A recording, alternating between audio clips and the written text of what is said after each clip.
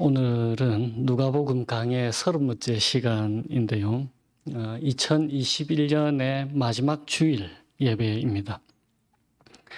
오늘 설교는 질문으로 시작해 보겠습니다. 한 해 동안 우리는 무엇에 가장 많은 마음을 두고 살았습니까? 오늘 본문은 그의 나라를 구하라 라고 하시고는 너희 보물 있는 곳, 그러니까 이 땅이 아니라 하나님 나라에 보물을 쌓아두면은 너희 보물 있는 곳에 너희 마음도 거기에 있을 것이다 라고 말씀하십니다.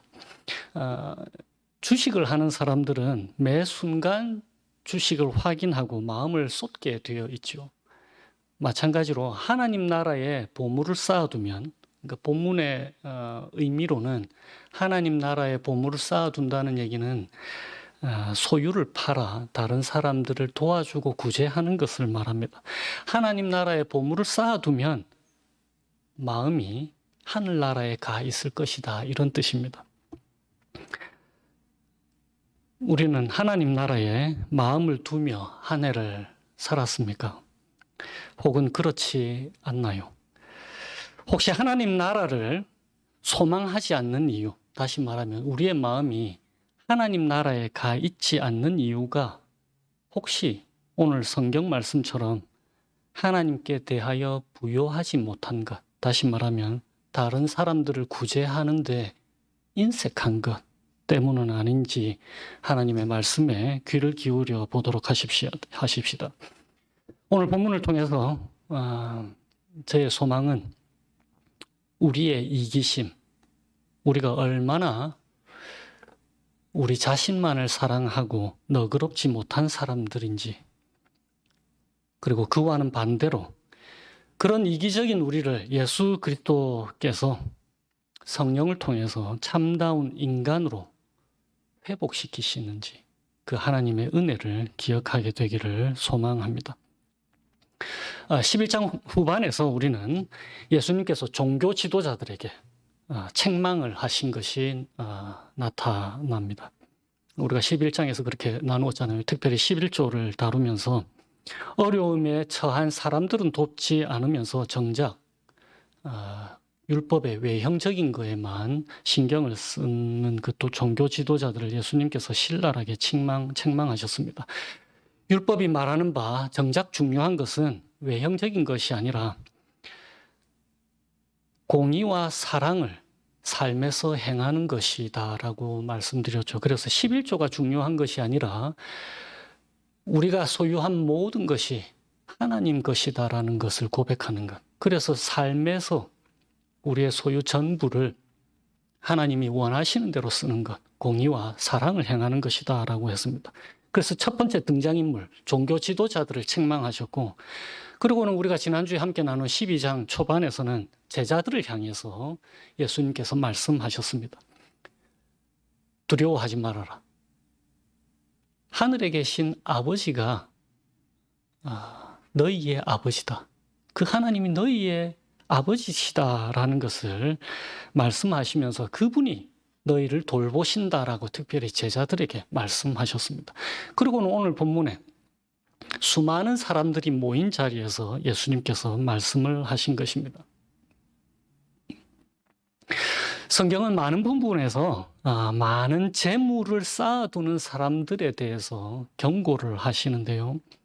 성경의 분명한 가르침 중에 하나가 바로 이것입니다. 하나님은 가난한 사람들에 대한 반응으로 우리의 신앙의 성실함을 측량하신다라는 것입니다.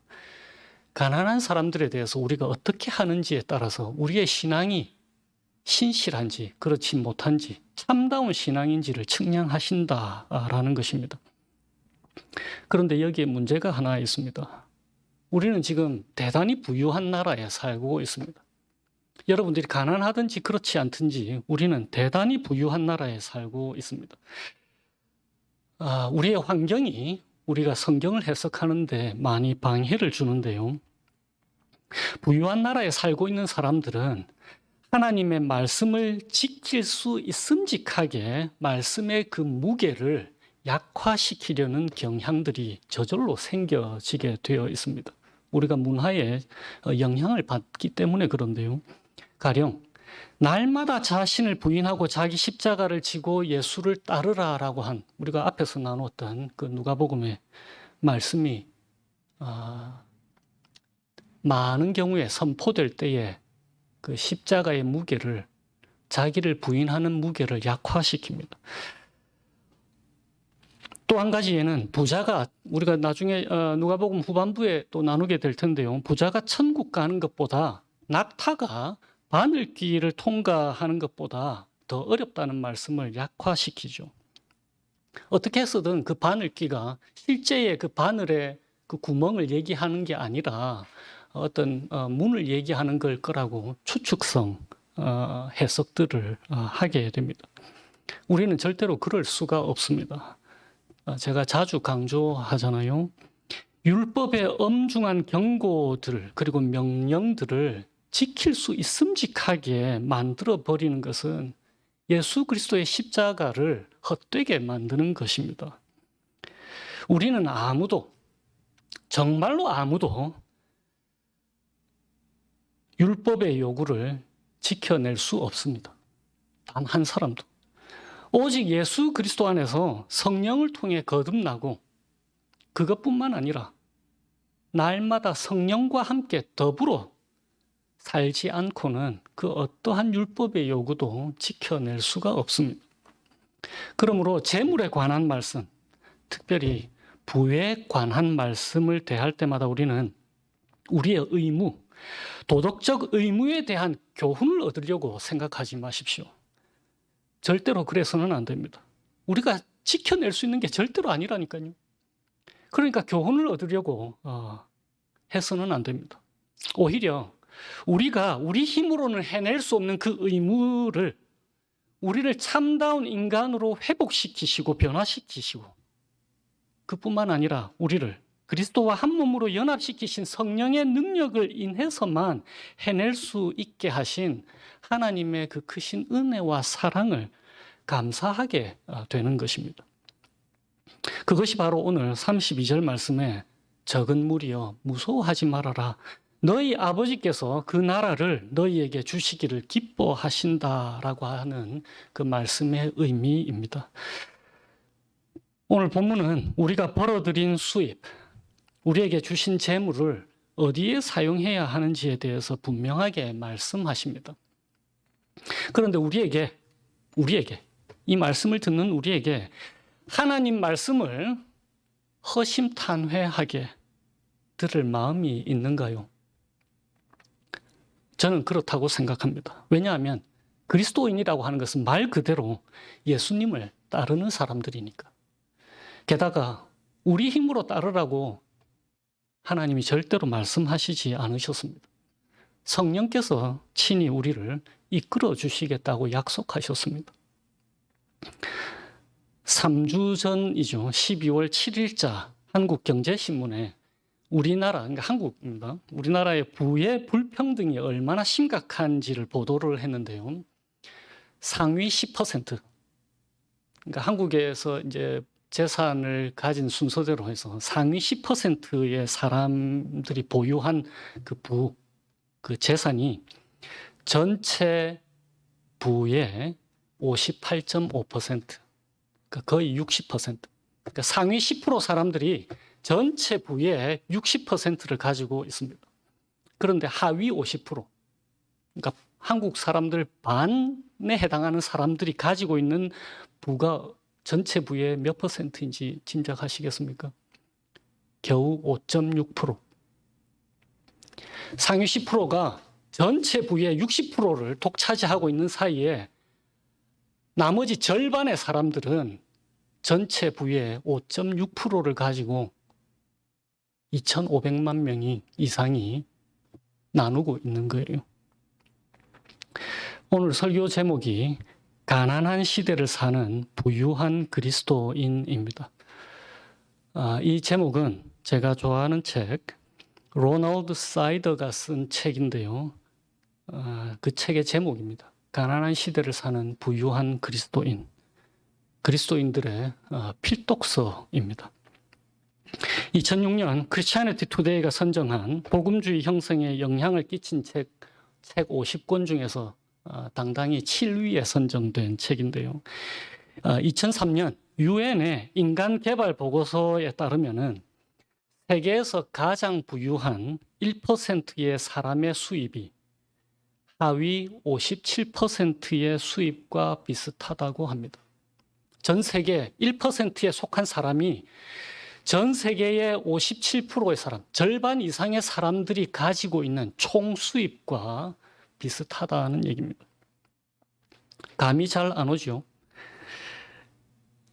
조금 더 현실감 있게 말씀드리면 이렇습니다. 우리는 지금 미국에 살고 있으니까 미국에서 살고 있는 상위 2,500만 명, 그러니까 10%가 조금 안 되죠. 미국이 3억 3천만 명이니까 미국의 상위 2,500만 명의 수입이 그걸 다 합치면 세계 하위, 지금 세계 상위 70억 인구잖아요. 세계 하위 20억 명의 수입과 같습니다. 현재 전 세계에는 10억의 사람들이 극도로 가난한데요. 몇 년 전에 제가 읽은 기사에 의하면 13억의 인구의 사람들이 미국 돈으로 환산해서 미국 물가를 기준으로 하는 겁니다. 미국에서 하루에 1불 50으로 산다. 그러니까 1불 50 이하로 산다라고 합니다. 그들 나라의 물가가 아니라 미국의 물가로 계산을 해서 1불 50 이하로 사는 사람들이 무려 12억에서 13억. 그러니까 살 수 없는 형편인 거죠. 게다가 또 다른 20억, 그러니까 그보다 조금 낫다고 하는 20억의 사람들은 품위 있는 삶을 살 희망을 상실한 채 빈곤에 가까운 삶 속에서 고투하고 있다라고 보고합니다. 2000년에 유니세프가 보고한 바에 의하면은 개발도상국 어린이들 중에 1억 5천만 명이 만성적인 영양 부족 상태. 해마다 1,100만 명의 어린이들이 영양실조로 죽어간다고 합니다. 계속 아주 듣기 거북한 얘기를 해서 죄송합니다. 세상에서 가장 가난한 10억의 사람들의 삶을 1년 만에 50% 개선시키는데, 잘 들어보세요. 다시 제가 말씀드릴게요. 세상에서 가장 가난한 10억의 사람들의 삶을 1년 만에 50% 이상 개선시키는데 이 땅의 그리스도인들이, 그러니까 그리스도인들만 얘기하는 거예요.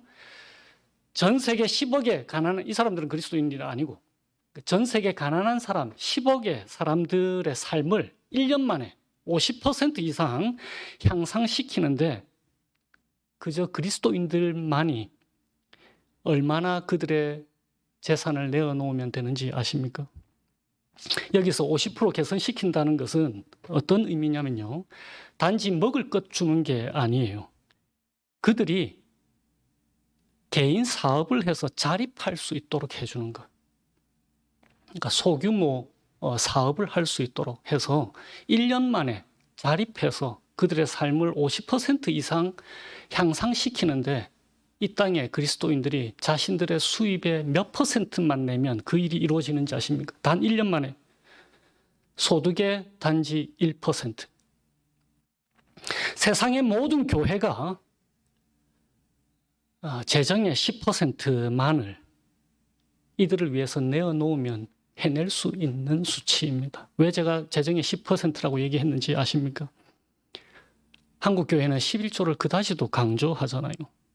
그 11조의 10%, 그게 1% 아니에요.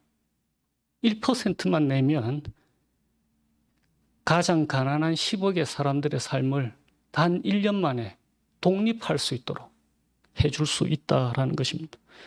그런데 우리 그리스도인들이 단지 우리의 수입의 1%를 그들을 위해 내어놓을 만큼 자비로운가요? 고구마 먹은 것 같죠? 오늘 본문을 이제 한번 살펴보십시다. 어떤 사람이 예수님께 부탁을 합니다. 선생님, 제 형에게 명령해서 유산을 저와 나누게 해주세요. 당시 유대인들은 유산에 대한 분쟁을 선생에게 부탁할 수 있었습니다. 그러니까 랍비라고 하는 거죠. 사람들은 지금 예수님을 선생으로 알고 있었으니까 그래서 예수님에게 그 문제를 부탁할 수 있었던 것입니다. 그런데 사람들의 고통, 질병, 어려움에 대한 부탁을 늘 잘 들어주시던 예수님께서 오늘만은 그렇지 않으셨습니다. 대신에 뭐라고 하시냐면 너희는 조심해라. 온갖 탐심을 멀리해라. 탐욕을 멀리해라. 재산이 차고 넘치더라도 사람의 생명은 거기에 달려있는 것이 아니다라고 말씀하십니다.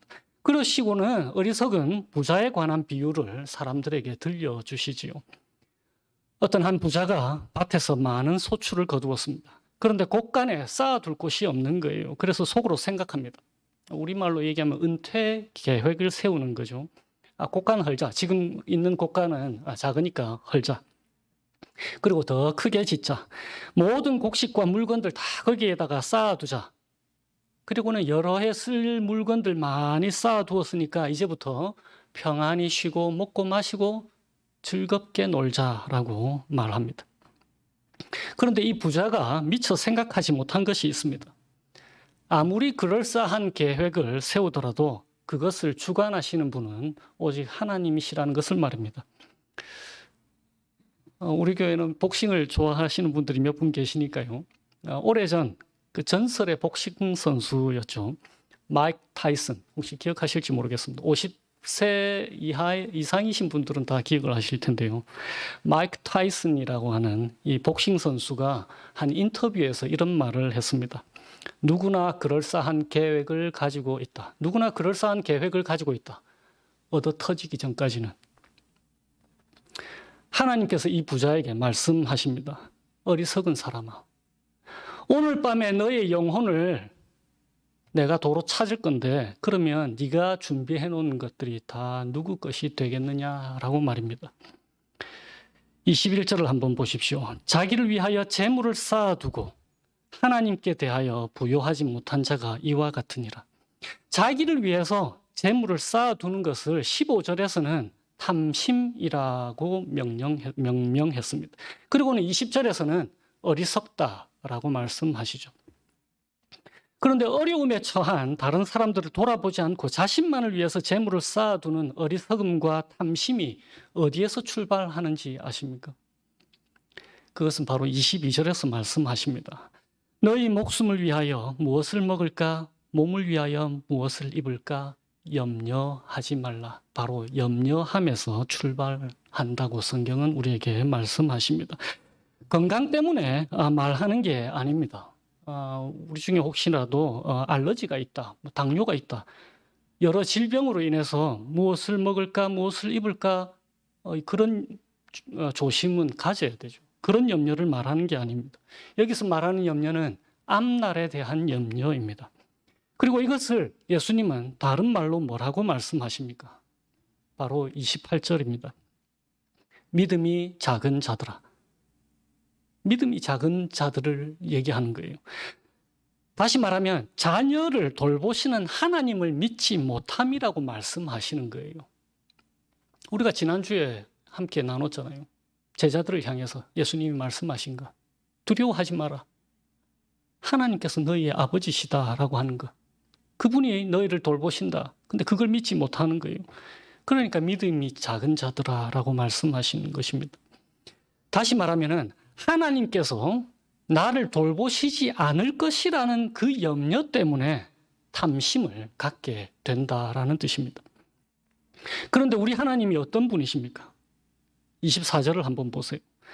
심지도 않고 거두지도 않고 골방도 없고 곡식을 쌓아둘 창고도 없는데 하나님이 기르신다라고 말씀하시죠. 그리고 27절을 한번 보십시오.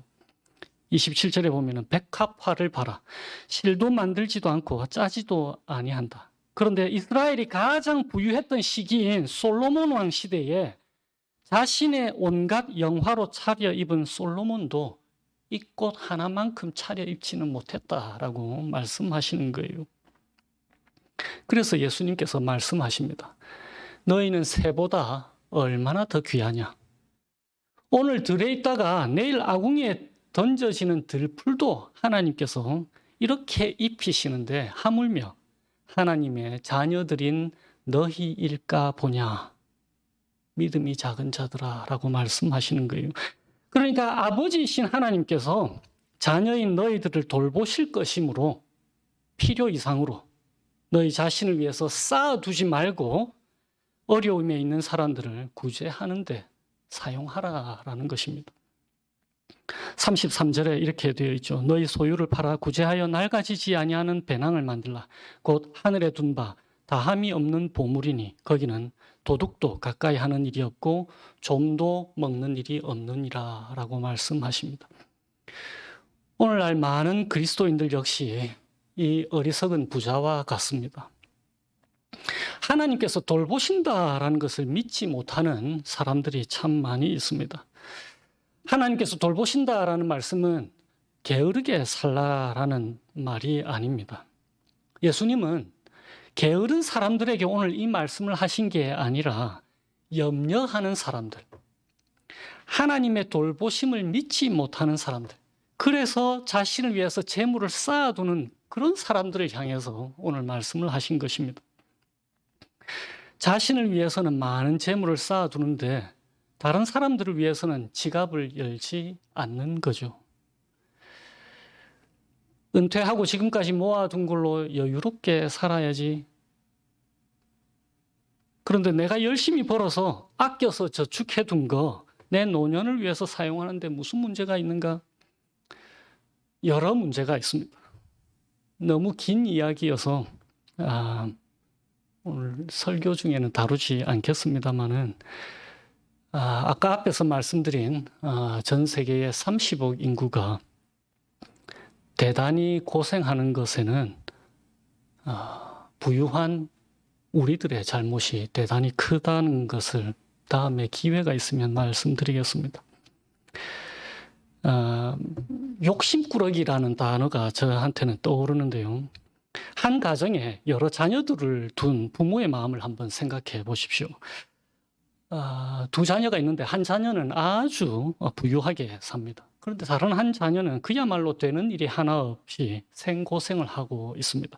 그런데 그 부유한 자녀가 어려움에 처해 있는 형제를 전혀 신경 쓰지 않는다고 생각해 보십시오. 그 부모의 마음이 어떨 것 같습니까? 그것이 지금 가난한 시대를 사는 부유한 그리스도인들의 모습인 거예요. 그런 우리들을 향해서 하나님 아버지께서 부모로서 가지시는 마음인 것입니다.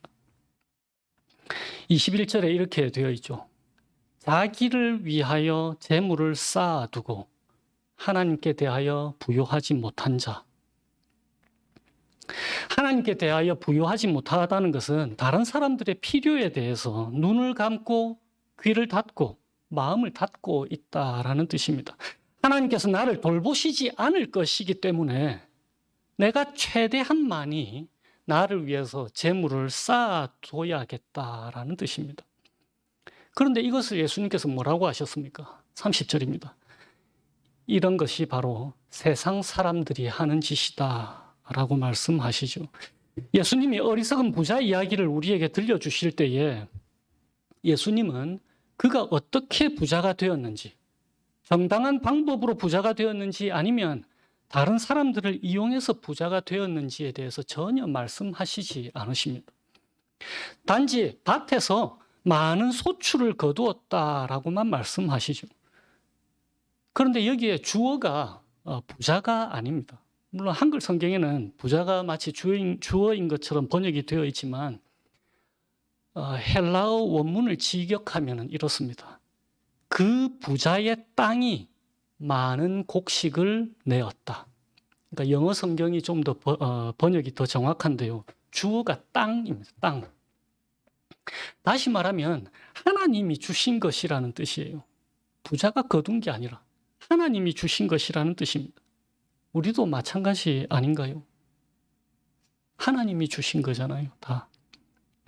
예수님의 관심은 하나님이 주신 것. 너희가 쌓아두는데 그 쌓아둔 부를 누구를 위해 사용하느냐에 예수님의 관심이 있는 것입니다. 올 2월에 뉴스에서 한번 소개가 되었는데요.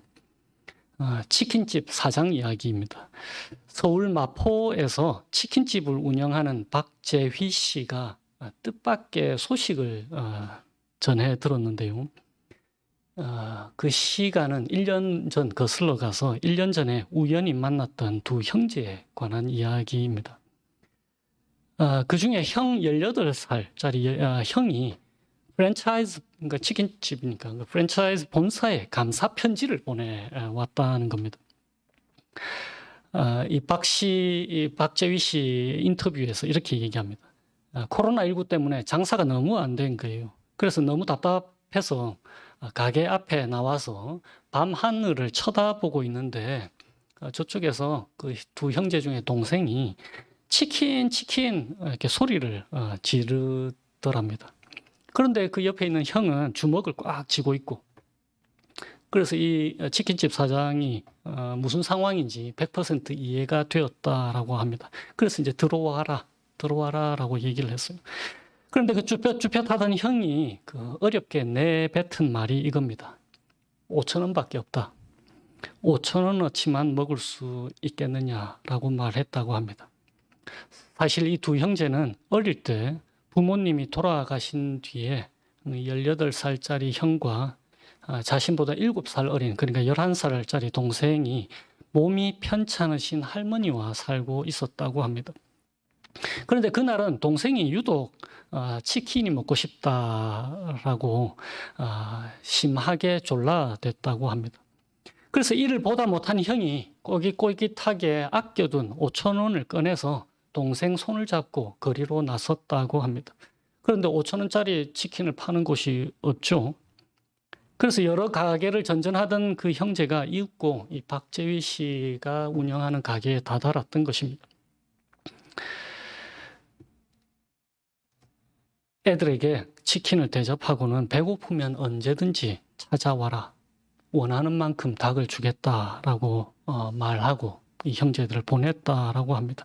그리고는 1년이 지나서 편지를 보냈는데 이 형인 이 18살짜리 아이가 손글씨로 꽉 채운 그 A4지, 우리 미국에서는 그 레터 용지잖아요. 그 A4 용지 2장 분량의 편지를 그 프랜차이즈 본사에 보냈는데 어떤 내용이 담겨 있냐면 이렇습니다. 1년 전 코로나로 가게 운영이 힘드신데도 저희들한테 치킨 배부르게 주신 거 얼마 만에 느껴보는 따뜻함이었는지 지금도 생생히 기억납니다. 자영업자들이 힘들다는 뉴스를 보고 잘 계신지 궁금하고 걱정돼서 편지를 썼다라는 내용이 있었습니다. 그러니까 이 아이들에게서 이 치킨집 사장이 큰 위로를 받았죠. 성경이 우리에게 말씀하는 바는 이렇습니다.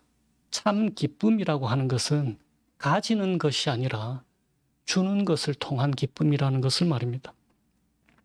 하나님은 이 기쁨을 예수 그리스도 안에서 성령을 통해서 우리에게 이미 주셨습니다. 32절에 너희 아버지께서 그 나라를 너희에게 주시기를 기뻐하시느니라. 자신의 전부인 외아들을 주신 하나님 아버지이십니다. 그리고 자신의 모든 것을 우리를 위하여 내어주신 분이 바로 우리의 주 예수 그리스도이십니다. 그리고는 그분의 영을 우리에게 풍성히 부어주셨죠. 우리가 예수님처럼 살 수 있도록 성령께서 우리를 변화시키시고 능력을 주셨습니다. 열심히 사십시오. 노후를 위해서 얼마나 모아둬야 할까라는 질문을 혹시 하실지도 모르겠습니다. 이 질문에 대해서 정해진 답은 전혀 없습니다. 그러나 3가지 분명한 것은 있습니다. 성경은 첫 번째로 우리에게 이것을 말씀하십니다. 자기 자신을 위해서 재물을 쌓아두고 다른 사람들의 필요에 눈을 감는 사람들은 누가복음의 가장 중요한 주제 중에 하나인 하나님 나라에 합당하지 않다라는 것입니다. 그들은 지나친 염려로 탐심에 사로잡혀 있는 어리석은 사람들이기 때문에 그렇습니다. 하나님을 믿지 못하는 것이기 때문에 그렇습니다. 돌보시는 하나님을 믿지 못하는 거죠. 둘째는 하나님 아버지께서 우리의 모든 필요를 아신다는 것입니다. 그래서 31절에 다만 너희는 그의 나라를 구하라. 그리하면 이런 것들, 너희의 필요를 너희에게 더하실 것이다 라고 말씀하신 것입니다. 그의 나라를 구하라라는 것은 한 사람이 인생의 목적을 모두 다 하나님께 둔다라는 뜻입니다. 그래서 모든 삶을 하나님의 통치 아래다가 내려놓는 것, 그것이 하나님의 나라를 구한다라는 것입니다. 그래서 그것이 바로 세 번째, 성령을 따라 행하라라는 것이 성경의 가르침인 것입니다. 그분이 우리 하나님 아버지의 영이 아니십니까? 그분이 우리 주 예수 그리스도의 영이 아닙니까? 성령을 통해서 우리가 예수 그리스도께 연합된 사람들이잖아요. 우리는 예수 그리스도와 한 몸을 이룬 사람들입니다. 어떤 사람들에게는 하나님은 삶의 어느 순간 모든 소유를 팔아서 가난한 사람들에게 나눠주라라고 말씀하실 것입니다. 또 어떤 사람들에게는 모든 것을 버려두고 나를 좇으라라고 말씀하실 거예요. 그리고 또 어떤 사람들에게는 검소한 삶으로 초대하실 것입니다. 그러므로 주님 말씀하세요. 제가 듣겠습니다라는 진지한 고백이 있는 것이 당연한 거예요. 이런 마음과 고백이 있는 한 성령의 인도하심의 여러 아름다운 모습이 우리를 통해서, 교회를 통해서 나타날 것입니다. 갈라디아서 5장에 이런 말씀이 있습니다. 내가 이르노니 너희는 성령을 따라 행하라. 그리하면 육체의 욕심을 이루지 아니하리라. 육체의 소욕은 성령을 거스르고 성령은 육체를 거스르나니 이 둘이 서로 대적하므로 너희가 원하는 것을 하지 못하게 하려 함이니라. 너희가 만일 성령의 인도하시는 바가 되면 율법 아래에 있지 아니하리라. 하나님은 자녀들인 우리들을 반드시 보살펴 주십니다. 반드시 보살펴 주십니다. 이 복음 안에서 그리스도 예수께서 주시는 평강을 누리시고 성령 하나님으로 인해서 하나님과 참으로 동행하시는 삶, 그런 삶 사시게 되시기를 주님의 이름으로 축원드립니다. 오늘은 제가 시편 146편으로 기도하겠습니다. 혹시 기도 마지막에 예수 이름으로 기도합니다라고 안 해도 그냥 아멘 하시면 됩니다. 제가 아멘 할 때요. 우리가 드리는 모든 기도가 예수님 이름으로 기도하는 것이니까요. 할렐루야.